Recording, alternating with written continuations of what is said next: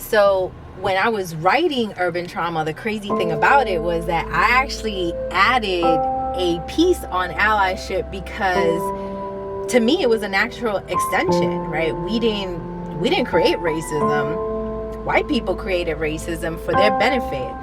My thing was like, well, if you created something, then you need to dismantle it. And I didn't want to dilute the message.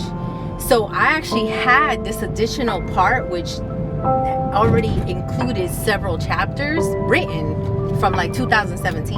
I was probably maybe like 70%, 80% done, and then COVID hit. And then right after COVID, the George Floyd tragedy, Breonna Taylor, these tragedies started happening one right after another. It just bubbled up the racial injustices that were really happening, and we know it as people of color for hundreds of years. We carry that pain with us. But then white folks were like, oh my God, racism still exists? This is crazy. What? My ancestors had something to do with this?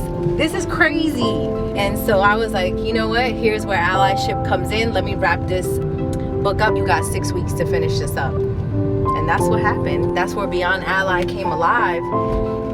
And then as I was writing it, I was like, okay, this can't just be about me talking about allyship without giving clear steps and indicators on how to achieve allyship. Because a lot of people just talk about allyship, but they don't have clear stages or steps or levels on how to get there. And that if you wanted to grow beyond an ally, what does that really even look like?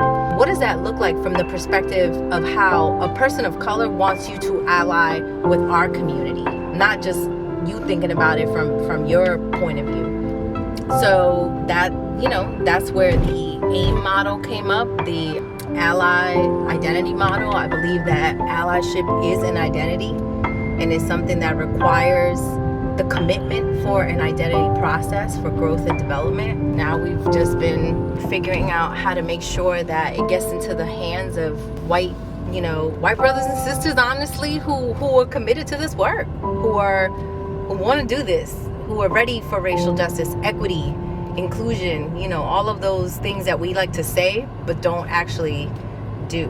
So that's how I feel about that.